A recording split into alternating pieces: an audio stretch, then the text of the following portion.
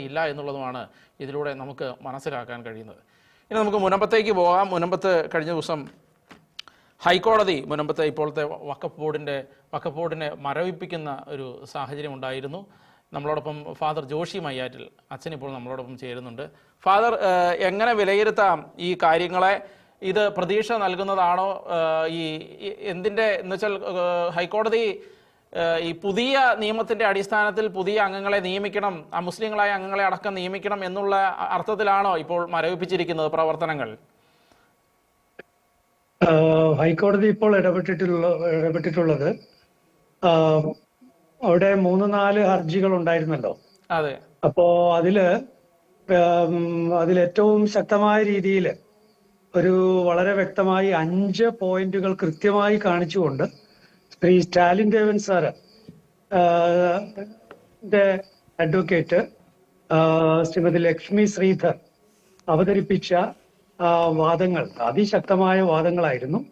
അതായത് മുസ്ലിം സമുദായത്തിലെ അവാന്തര വിഭാഗങ്ങളിൽ നിന്നുള്ളവർക്ക് കൂടി വഖഫ് ബോർഡിൽ റോള് വേണം.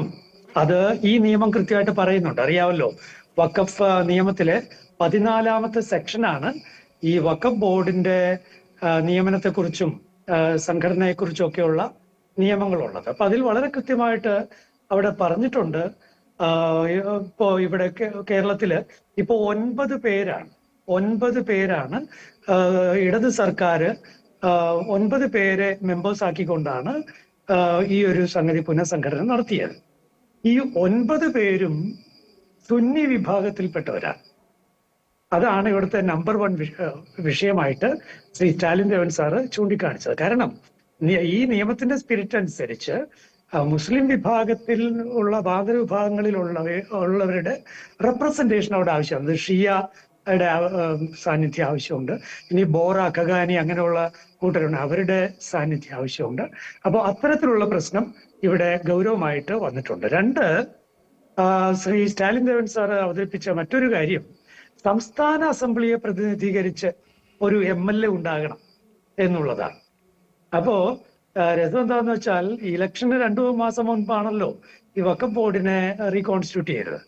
അപ്പൊ ഒരു MP ഉണ്ടാവണം, അത് ശ്രീ A റഹീമാണ്. അതേസമയം MLA ആയിട്ട് ശ്രീ കുഞ്ഞഹമ്മദ് കുട്ടി മാസ്റ്റർ MLA ആണ് വച്ചിരുന്നത്. പക്ഷേ അദ്ദേഹം ഈ കഴിഞ്ഞ ഇലക്ഷന് തോറ്റുപോയി. അപ്പൊ അദ്ദേഹം ഇപ്പൊ MLA അല്ല. അപ്പൊ MLA അല്ലാത്തയാള് MLAക്കുള്ള പോസ്റ്റിൽ തുടരുന്നു. അപ്പൊ അത് വളരെ കൃത്യമായി ശ്രീ സ്റ്റാലിൻ ദേവൻ സാറ് ചൂണ്ടിക്കാണിച്ചിരുന്നു. ഇനി 3ാമത്തത്, അമുസ്ലിങ്ങളെ ഒഴിവാക്കി. കാരണം 2 അമുസ്ലിങ്ങളെങ്കിലും അതില് ഉണ്ടാകും. അത് അങ്ങനെ 11 പേർക്കാണ് ഇതില് അംഗത്വം ഉള്ളത്. പക്ഷെ ഇപ്പോൾ 9 പേരെ മാത്രമാണ് നിയോഗിച്ചത്. അപ്പൊ ഈ 2 പേരെ ഒഴിവാക്കിയത് അത് നിയമലംഘനമാണ്. അപ്പോ ഈ വഖഫിനെ ഇടത് സർക്കാർ പുനഃസംഘടിപ്പിച്ചതിലുള്ള നിയമലംഘനം അതാണ് കൃത്യമായിട്ട് ചൂണ്ടിക്കാണിച്ചത്. അത് ഈ ആക്ടിന്റെ സെക്ഷനുകൾക്ക് വിരുദ്ധമായിട്ട് ഉള്ള നിയമനങ്ങൾ. ഇനി മറ്റൊരു വിഷയമുള്ളത്, ബാർ കൗൺസിൽ മെമ്പറെ നിയമിക്കണം എന്നുണ്ട്. അപ്പോ കേരളത്തിലെ ബാർ കൗൺസിലിന്റെ പ്രതിനിധിയായിട്ടുള്ള ഒരു മെമ്പർ, മുസ്ലിം ആയിട്ടുള്ള മെമ്പർ അതിൽ വരേണ്ടതുണ്ട്. പക്ഷെ അങ്ങനെ ഒരാളെ നിയമിച്ചിട്ടില്ല. ഇനി മറ്റൊന്ന്, ഈ വഖഫ് കാര്യങ്ങൾ കൈകാര്യം ചെയ്യുന്ന റവന്യൂ വകുപ്പിലെ ജോയിന്റ് സെക്രട്ടറി, അദ്ദേഹത്തിന് ഇതിൽ റോളുള്ളതാണ്. അത് കൃത്യമായിട്ട് ഇതിൽ പറഞ്ഞിട്ടുണ്ട്, നിയമത്തിൽ പറഞ്ഞിട്ടുണ്ട്. പക്ഷേ ഇടത് സർക്കാർ എന്ത് ചെയ്തു? അങ്ങനെ ഒരാളെ വയ്ക്കാതെ പകരം നിയമവകുപ്പിന്റെ ഒരു ജോയിന്റ് സെക്രട്ടറിയെ ഇതിലേക്ക് വെച്ചു. നിയമവകുപ്പല്ല, റവന്യൂ വകുപ്പിലെ വഖഫ് കാര്യങ്ങൾ കൈകാര്യം ചെയ്യുന്ന ജോയിന്റ് സെക്രട്ടറിയാണ് ഇതിൽ വേണ്ടത്. അപ്പോ ഇത്തരത്തിലുള്ള നിയമലംഘനങ്ങൾ വളരെ കൃത്യമായി ചൂണ്ടിക്കാണിക്കാനായിട്ട് ഹർജിക്കാർക്ക് കഴിഞ്ഞതുകൊണ്ടാണ് കോടതി ഇത്തരത്തിലുള്ള ഒരു ഇടക്കാല ഉത്തരവ് പുറപ്പെടുവിച്ചിട്ടുള്ളത്. എന്ന് മാത്രമല്ല, സർക്കാരും അഫിഡവിറ്റ് കൊടുത്തു. അതായത് ഈ സെക്ഷൻ 14 അനുസരിച്ച്, അതായത് പുതുക്കിയ നിയമങ്ങളും കാര്യങ്ങളും എല്ലാം വെച്ചിട്ട് ഒരു പുനഃസംഘടന അതാണ് വേണ്ടത്. അതിനു വേണ്ടതെല്ലാം നിയമപരമായ കാര്യങ്ങളെല്ലാം സർക്കാർ ചെയ്യും എന്ന് പറഞ്ഞൊരു സത്യവാങ്മൂലവും അവിടെ സർക്കാരിന്റെ ഭാഗത്തു നിന്ന് പോയിട്ടുണ്ട്. ഇന്നലെ വഖഫ് ബോർഡിന്റെ അഡ്വക്കേറ്റ് ആയിട്ട് വന്ന ശ്രീ കൃഷ്ണൻ ഉണ്ണി സാർ, അദ്ദേഹം പറഞ്ഞു സർക്കാരിന്റെ ഈ അഫിഡവിറ്റ് വായിക്കാൻ കഴിഞ്ഞിട്ടില്ല, ആകെ ചെറിയൊരു പാരഗ്രാഫേ ഉള്ളൂ, അപ്പോ അത് വായിക്കാൻ കഴിഞ്ഞിട്ടില്ല, അതുകൊണ്ട് അടുത്ത ആഴ്ചത്തേക്ക് മാറ്റിവെക്കണം. അപ്പോഴാണ് വളരെ ശക്തമായിട്ട് ശ്രീമതി ലക്ഷ്മി ശ്രീധർ വളരെ ശക്തമായി ഈ ആർഗ്യുമെന്റ്സ് മുന്നോട്ട് വയ്ക്കുകയും മാത്രമല്ല ഇപ്പോൾ ഓൾറെഡി നിയമവിരുദ്ധമായ ഒരു വഖഫ് ബോർഡാണ് ഇപ്പോൾ നിലവിലുള്ളത്. നിയമവിരുദ്ധമായ കാര്യങ്ങൾ ആണ് ഇപ്പോൾ നടക്കുന്നത്. അതുകൊണ്ട് ഈ വഖഫ് ബോർഡിനെ ഇമ്മീഡിയറ്റ് ആയിട്ട് പിരിച്ചുവിടുകയാണ് വേണ്ടത്, നിയമം അനുസരിച്ചുള്ള വഖഫ് ബോർഡിനെ പുനഃസംഘടിപ്പിക്കുകയാണ് വേണ്ടത് എന്ന ആർഗ്യുമെന്റ്. ആ ആർഗ്യുമെന്റിലാണ് കോടതി ഇത്തരത്തിലുള്ള, അത് കോടതി ഇപ്പൊ പറഞ്ഞിരിക്കുന്ന 3 കാര്യങ്ങളാണ്. അതായത് ഒന്ന്, വഖഫ് ബോർഡ് മേജർ ഡിസിഷൻസ് ഒന്നും എടുക്കാൻ പാടില്ല. രണ്ടാമത്തേത്, ക്യാപിറ്റൽ ഇൻവെസ്റ്റ്മെന്റോ കാര്യങ്ങളൊന്നും ഇപ്പൊ ചെയ്യാൻ പാടില്ല, അതായത് പണം ഒത്തിരി മുടക്കുന്ന പരിപാടികൾ പാടില്ല. 3, മേജർ പോളിസീസ് ഒന്നും പാടില്ല. എന്ന് മാത്രമല്ല, അഡ്മിനിസ്ട്രേഷൻ ഇപ്പോൾ വഖഫ് ബോർഡിന്റെ കയ്യിൽ നിന്ന് ഈ ജോയിന്റ് സെക്രട്ടറിയുടെ, അതായത് വഖഫ് കാര്യങ്ങൾ കൈകാര്യം ചെയ്യുന്ന ജോയിന്റ് സെക്രട്ടറിയുടെ കയ്യിലേക്ക് വരികയാണ്. അതാണ് ഇനി നടക്കാൻ പോകുന്നത്.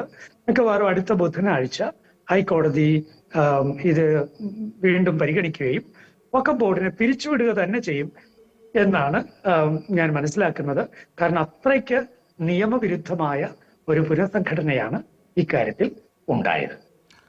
ഫാദർ, മറ്റൊരു കാര്യം, ഇത്രയും നിയമവിരുദ്ധമാണ്, ഇത്രയും കാര്യങ്ങൾ നിയമവിരുദ്ധമായി ഇതിൻ്റെ ഉള്ളിലുണ്ട് എന്ന് വ്യക്തമായിരുന്നു. പുതിയ സംസ്ഥാന സർക്കാർ വന്നപ്പോൾ ആണ് ഇവർ ഇതിന് മുകളിൽ വഖഫ് ബോർഡിൻ്റെ ഈ വഖഫിൽ എഴുതി ചേർക്കുന്ന കാര്യങ്ങളടക്കം നടക്കുന്ന കാര്യമുണ്ടായി. മുഖ്യമന്ത്രി പറഞ്ഞു ഇത് അതുകൊണ്ട് വലിയ നൂലാമാലയായി, ഇനി ഞങ്ങൾക്കൊന്നും ചെയ്യാൻ പറ്റിയില്ല എന്നൊക്കെ പറഞ്ഞു. എന്നുവെച്ചാൽ കൃത്യമായിട്ട് കാര്യങ്ങളെല്ലാം ഈ പുതിയ വന്ന സർക്കാരിനും അറിയാമായിരുന്നു. അവർ എന്തെങ്കിലും നടപടി സ്വീകരിച്ചോ, അവർക്ക് എന്തെങ്കിലും നടപടി സ്വീകരിക്കാമായിരുന്നോ ഈ കാര്യങ്ങളിൽ? ഈ പോർട്ടലില്, ഉമീദ് പോർട്ടലില് ഡീറ്റെയിൽസ് ഡാറ്റ ഫയൽ ചെയ്തു എന്നുള്ളത് അത് വെറും ഒരു ടെക്നിക്കൽ കാര്യം മാത്രമാണ്. അതുകൊണ്ട് ഇവിടുത്തെ സർക്കാരിന് ഒരു തീരുമാനം എടുക്കാൻ പറ്റുന്നില്ല എന്ന് പറയുന്ന പച്ചക്കള്ളമാണ്. അത് ഒരു കാരണവശാലും അംഗീകരിക്കാൻ പറ്റാത്ത, യാതൊരു സത്യവും ഇല്ലാത്ത ഒരു സ്റ്റേറ്റ്മെന്റ് ആണത്. ഇനി അതേസമയം സർക്കാരിന് 10 മിനിറ്റ് പരിഹാരം ഇപ്പോഴും സാധ്യമാണെന്നേ. കാരണം സർക്കാരിന്റെ റവന്യൂ വകുപ്പാണ് ഇല്ലാത്ത ഒരു കാര്യം വെച്ചിട്ട്, അതായത് വഖഫ് ബോർഡ് ഒരു ഗസറ്റ് നോട്ടിഫിക്കേഷനോ ഒന്നും നടത്താതെ, സെക്ഷൻ 4 and 5 അതിൽ പറഞ്ഞിരിക്കുന്ന കാര്യങ്ങൾ ഒന്നും പാലിക്കാതെ ഒരു ഉത്തരവ് എഴുതി കൊടുത്തപ്പോഴേക്കും സർക്കാരിന്റെ വഖഫ് ബോർഡ്, ഇടത് സർക്കാരിന്റെ വഖഫ് ബോർഡാണ് അന്ന് മുനമ്പത്തെ ജനത്തെ കഷ്ടത്തിലാക്കിയത്, അവരുടെ റവന്യൂ അവകാശങ്ങൾ തടഞ്ഞത്. കഴിഞ്ഞ 4.5 വർഷമായിട്ട് ആ ജനം കഷ്ടപ്പെടുകയാണ്.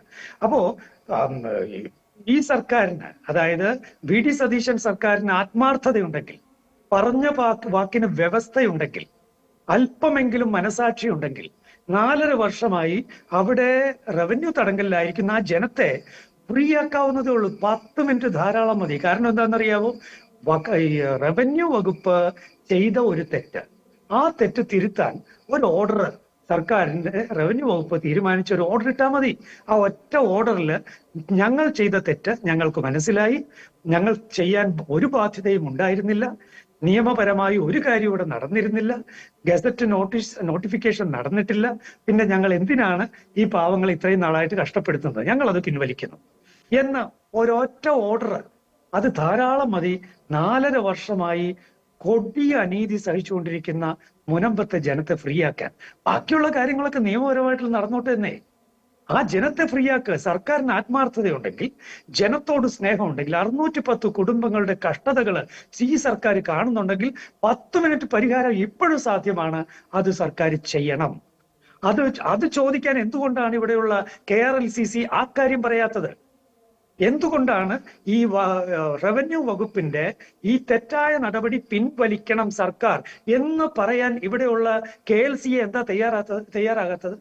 എന്തുകൊണ്ടാണ് റവന്യൂ വകുപ്പിന്റെ ഈ തെറ്റായ നടപടി റവന്യൂ വകുപ്പ് പിൻവലിക്കണം, VD സതീശൻ സർക്കാർ പിൻവലിക്കണം എന്ന് പറയാൻ KCBC തയ്യാറാകാത്തത് എന്തുകൊണ്ടാണ്? അപ്പൊ ഇത് കാര്യങ്ങളൊന്നും ഗൗരവമായിട്ട് പഠിക്കാതെയും അന്വേഷിക്കാതെയും എന്തെങ്കിലും പറയുക, ശാശ്വത പരിഹാരം എന്നൊക്കെ പറഞ്ഞ് വെറുതെ കടത്തു കഴിക്കാൻ ഒരു ആത്മാർത്ഥതയും ഇവരുടെ പ്രസ്താവനകൾക്കില്ല എന്നുള്ളത് വളരെ തെളിഞ്ഞ ഒരു കാര്യമാണ്. അല്ലെങ്കിൽ കൃത്യമായിട്ട് പഠിച്ചിട്ടുണ്ടെങ്കിൽ നിങ്ങൾ കൃത്യമായിട്ട് കാര്യങ്ങൾ പറയൂ, ഉള്ളതുപോലെ കാര്യങ്ങൾ പറയൂ. നോക്കൂ, ഇതുപോലെ ഈ വിഷയം പഠിച്ചത് കൊണ്ടാണ് കോടതിയിൽ സ്റ്റാലിൻ ദേവൻ സാറൊക്കെ ഇതുപോലെ ഓരോ കാര്യവും 14-ാം സെക്ഷൻ കൃത്യമായി പഠിക്കുകയും ഇപ്പോഴുള്ള വഖഫ് ബോർഡ് എന്താണെന്ന് പഠിക്കുകയൊക്കെ ചെയ്തുകൊണ്ട് കൃത്യമായിട്ട് ഈ കാര്യങ്ങളൊക്കെ അവതരിപ്പിക്കാൻ കഴിഞ്ഞു. അപ്പോ ഇവിടുത്തെ ഒരു വിഷയം എന്താന്ന് വെച്ചാൽ ഉത്തരവാദിത്തപ്പെട്ടവരെ ഗൗരവമായ പഠനം നടത്തുന്നില്ല എന്നുള്ളതാണ് ഇവിടുത്തെ വിഷയം. അടിസ്ഥാനപരമായ പ്രശ്നം അത് തന്നെയാണ്. അത് ഗൗരവമായിട്ട് പഠിച്ചാൽ സർക്കാരിനോട് കൃത്യമായി കാര്യങ്ങൾ പറയാനും കൃത്യമായി ആവശ്യപ്പെടാനും ആ ജനത്തിന്റെ ആവശ്യങ്ങൾ, പ്രത്യേകിച്ച് റവന്യൂ തടങ്കലിൽ നിന്ന് സ്വാതന്ത്ര്യം അവർക്ക് ഈ 4.5 വർഷത്തിന് ശേഷം എങ്കിലും കൊടുക്കാനും ആവശ്യപ്പെടാൻ സഭാ സംവിധാനങ്ങൾക്ക് കഴിയേണ്ടതാണ്. ഫാദർ, ഇപ്പോൾ കോടതി ഈ വഖഫ് ബോർഡിന്റെ പ്രവർത്തനം മരവിപ്പിച്ചത് കൃത്യമായിട്ട് ഇതിൻ്റെ ഉള്ളിൽ അനീതി ഉണ്ട് എന്ന് മനസ്സിലാക്കിയത് കൊണ്ടാണല്ലോ. അപ്പോൾ ഈ സർക്കാരിന് ഇത്രയും വന്ന ഈ നാളുകൊണ്ട് ഈ പുതിയ സർക്കാരിന് ഇത് ചെയ്യാമായിരുന്നില്ലേ? ഇത് കൃത്യമായിട്ട് ചെയ്യാൻ കഴിയുമായിരുന്നതല്ലേ? ഇല്ല, സർക്കാരിന് ഇവരെ പിടിച്ചുവിടാനായിട്ട് സർക്കാരിന് അവകാശമില്ല. ആളുകളെ നിയമിക്കാൻ കഴിയില്ലായിരുന്നോ? അതായത് അങ്ങനെ ഒരു പുനഃസംഘടിപ്പിക്കപ്പെട്ട ഒരു വഖഫ് ബോർഡിനെ പിരിച്ചുവിടണമെങ്കിൽ കൃത്യമായ നിയമങ്ങൾ അവിടെ ഉണ്ട്. ആ നിയമങ്ങൾ നോക്കുകയാണെങ്കിൽ എൻ്റെ ഓർമ്മ ശരിയാണെങ്കിൽ 90-ഓ 99-ഓ മറ്റോ ആണ് അങ്ങനെയുള്ള നിയമം. അപ്പോ അവിടെയുള്ള നിയമം അനുസരിച്ച് 5 കാര്യങ്ങളുണ്ട്. 5 കാര്യങ്ങൾ. അപ്പോ അതിന് ഭംഗം വന്നാൽ മാത്രമേ സർക്കാരിന്, അതും താൽക്കാലികമായിട്ട് 6 മാസത്തേക്ക് മാത്രമേ അങ്ങനെ ഇവരെ മാറ്റി നിർത്താൻ പറ്റുകയുമുള്ളൂ. അതുകൊണ്ട് സർക്കാർ ഇവരെ പിരിച്ചുവിടുക എന്നുള്ളത് അത് നിയമപരമായി നടക്കുന്ന ഒരു കാര്യമായിരുന്നില്ല. എന്നാൽ കോടതിക്ക്, അതുകൊണ്ട് തന്നെയാണ് ചില ആളുകളൊക്കെ ഇവിടെ സർക്കാർ പിരിച്ചുവിടണം എന്ന് പറഞ്ഞിട്ട് ഈ ഭൂസംരക്ഷണ സമിതിയോ അതുപോലെ തന്നെ ഈ ആക്ട്സ് പോലെയുള്ള പ്രസ്ഥാനങ്ങളൊക്കെ അതുപോലെ പറഞ്ഞപ്പോൾ ഞാൻ അപ്പൊ തന്നെ എഴുതി, ഏത് നിയമം വെച്ചാണ് പിരിച്ചുവിടാൻ കഴിയുക? ഞാൻ പറയുന്നു പഠിക്കുന്നില്ല, ഗൗരവമായിട്ട് ഈ വിഷയങ്ങൾ പഠിക്കുന്നില്ല എന്ന് മാത്രമല്ല പഠിച്ചിട്ടുള്ളവരെ ആ രീതിയിൽ ഉപയോഗിക്കാൻ ഇവർക്ക് സാധിക്കുന്നില്ല. അത് വളരെ വലിയൊരു കുറവാണ്. എന്നിട്ട് എന്തൊക്കെ ചെയ്തു കൂട്ടുന്നു എന്നൊരു ഒരു പ്രതീതി ജനിപ്പിക്കാൻ മാത്രമേ ഈ സംവിധാനങ്ങൾക്ക് കഴിയുന്നുള്ളൂ എന്നുള്ളതാണ് വളരെ ഖേദകരമായ വസ്തുത. ഏതായാലും കുറെ പേര് ഇതിനു വേണ്ടി ഇങ്ങനെ അറ്റ്ലീസ്റ്റ് സ്റ്റാലിൻ ദേവൻ സാറിനെ പോലെയുള്ള കുറച്ചു പേരെങ്കിലും ഇങ്ങനെ ഇതിനു വേണ്ടി ഇങ്ങനെ രാപകലിരുന്ന് വായിക്കുകയും പഠിക്കുകയും അന്വേഷിക്കുകയും പണിയെടുക്കുകയും ഒക്കെ ചെയ്യുന്നത് കൊണ്ട് ഇങ്ങനെയുള്ള കാര്യങ്ങൾ നടക്കുന്നുണ്ട്. എന്ന് മാത്രമല്ല, ആദ്യം കേസ് കൊടുത്ത ശ്രീ ഷോൺ ജോർജ് ആണ്. പക്ഷെ അദ്ദേഹം കേസ് കൊടുത്ത് ഒറ്റ കാര്യം പറഞ്ഞിട്ടാ, എന്തായിരുന്നു? അമുസ്ലിങ്ങളെ ഇതിൽ വെക്കണം എന്ന്. അതിന്റെ അർത്ഥം എന്താ? ഇത് ഇൻകംപ്ലീറ്റ് ആണെന്നാണ്, അതായത് ഇല്ലീഗൽ ആണെന്നല്ല. ഞാൻ പറയുന്നത് ഒരു കേസ് കൊടുക്കുമ്പോൾ പോലും ഗൗരവമായ രീതിയിൽ അത് പഠിച്ചു കൊടുക്കാനായിട്ട് സാധിക്കുന്നില്ല. ഇനി ഈ ആക്സ് എന്ന് പറയുന്ന ഒരു പ്രസ്ഥാനം, അവര് കേസ് കൊടുത്തതെന്നും പറഞ്ഞിട്ടാ അമുസ്ലിങ്ങൾ 2 കാര്യങ്ങളാണ് പറഞ്ഞിരുന്നത്. 1, അമുസ്ലിങ്ങൾ ഇതിലില്ല. ഓക്കെ. 2, ഉമീദ് പോർട്ടലിൽ ചേർത്തു. അത് എങ്ങനെയാണ് ഇല്ലീഗൽ ആകുന്നത്? ഞാൻ പറയുന്നത് ഇത് ഇൻകംപ്ലീറ്റ് എന്നുള്ള ആർഗ്യുമെന്റിലല്ല കോടതിയിൽ നിന്ന് വിധി വന്നിരിക്കുന്നത്, മറിച്ച് ഇല്ലീഗൽ എന്നുള്ള ആർഗ്യുമെന്റിലാണ്. ആ ആർഗ്യുമെന്റിനാണ് ഈ പറഞ്ഞ പോയിന്റുകളൊക്കെ കൃത്യമായിട്ട് കുറിക്കുകൊള്ളുന്ന രീതിയിൽ കൃത്യമായിട്ട് അവതരിപ്പിക്കാനും സാറിന്റെ അഭിഭാഷകയ്ക്ക് കഴിഞ്ഞിട്ടുള്ളത്. അപ്പോ അത് തീർച്ചയായിട്ടും വളരെ സന്തോഷമുള്ള കാര്യമാണ്. ഫാദർ, അവസാനമായി ഒരു ചോദ്യം കൂടി ചോദിക്കട്ടെ. മുന്നോട്ട് എത്രത്തോളം സഹായകമാകും ഈ വിധി? ഇനി മുനമ്പത്തിത് എത്രത്തോളം സഹായകമാകും എന്നുള്ള ചോദ്യം കേരള സർക്കാരിന് ഇനി ഇതിൽ എന്ത് ആത്മാർത്ഥത ഉണ്ടാകും എന്നുള്ളതിനെ ആശ്രയിച്ചിരിക്കും. അതായത് ഇപ്പോൾ ഒരു അവസരം വരികയാണ്. ഈ വഖഫ് ബോർഡിനെ പിരിച്ചുവിട്ട് കഴിഞ്ഞാൽ ഇനി നിലവിലുള്ള സർക്കാരിന്, VD സതീശൻ സർക്കാരിന് വഖഫ് ബോർഡ് പുതുതായിട്ട് ഉണ്ടാക്കാം. ചുരുക്കി പറഞ്ഞാൽ കേരളത്തിലെ മുസ്ലിം ലീഗിന്റെ ഒക്കെ കൂടുതൽ സാധ്യത വരികയാണ് ഇതിനകത്തേക്ക് ആളുകളെ വെക്കാൻ ഒക്കെ ഒറ്റത്, അതായത് 11 പേരെ വയ്ക്കാനുള്ള ഒരു സാധ്യതയാണ് ഇനി സർക്കാരിന് വരുന്നത്. ഇനി പക്ഷേ ഇത് പുതിയ ഒരു വഖഫ് ബോർഡ് രൂപീകൃതമായി എന്നുള്ളത് കൊണ്ട് മാത്രം മുനമ്പക്കാർക്ക് എങ്ങനെയാ പ്രശ്നം മാറുന്നത്? മുനമ്പക്കാർക്ക് ഇമ്മീഡിയറ്റ് ആയിട്ട് മാറേണ്ടത് അവരുടെ റവന്യൂ അവകാശങ്ങൾ തിരികെ കിട്ടുക എന്നുള്ളതാണ്. അത്തരത്തിൽ വഖഫ് ബോർഡ് റവന്യൂ വകുപ്പിനോട് പറയുമോ, ഞങ്ങൾ അന്ന് ചെയ്തത് തെറ്റായിപ്പോയി, ഞങ്ങൾ തന്നതനുസരിച്ച് നിങ്ങൾ ചെയ്തതും തെറ്റായിപ്പോയി, അതുകൊണ്ട് ദയവ് ചെയ്ത് അവരെ ഫ്രീ ആക്കുക, അവരെ സ്വതന്ത്രരാക്കുക, ബാക്കി കോടതിയിൽ കാര്യങ്ങൾ നടക്കുന്നുണ്ടല്ലോ, വഖഫാണോ അല്ലയോ എന്നുള്ള ഉത്തരവൊക്കെ പുറകെ കോടതി പറയട്ടെ. ആ ജനത്തെ 4.5 വർഷമായിട്ട് അവര് കഷ്ടപ്പെടുകയല്ലേ, അവരെ സ്വതന്ത്രരാക്കാനായിട്ട് പറയാൻ ഇനി രൂപീകൃതമാകുന്ന വഖഫ് ബോർഡിലെ മെമ്പേഴ്സ് എല്ലാവരും തയ്യാറാകുമോ? മുസ്ലിം ലീഗ് അതിനുള്ള ആത്മാർത്ഥത കാണിക്കുമോ? ശ്രീ VD സതീശൻ ആത്മാർത്ഥത കാണിക്കുമോ? ഈ വഖഫ് ബോർഡിന്റെ മന്ത്രി ആത്മാർത്ഥത കാണിക്കുമോ? അതിനെ ആശ്രയിച്ചിരിക്കും മുനമ്പത്തെ ജനത്തിന് ഈ വിധി കൊണ്ട് ഗുണമുണ്ടാകുമോ ഇല്ലയോ എന്ന ഒരു കാര്യം തീരുമാനിക്കാനായിട്ട്. വളരെ നന്ദി ഫാദർ, ഈ വിഷയവുമായി ബന്ധപ്പെട്ട് ഞങ്ങളോട് സംസാരിച്ചതിന് വളരെ താങ്ക് യു. വളരെ നന്ദി.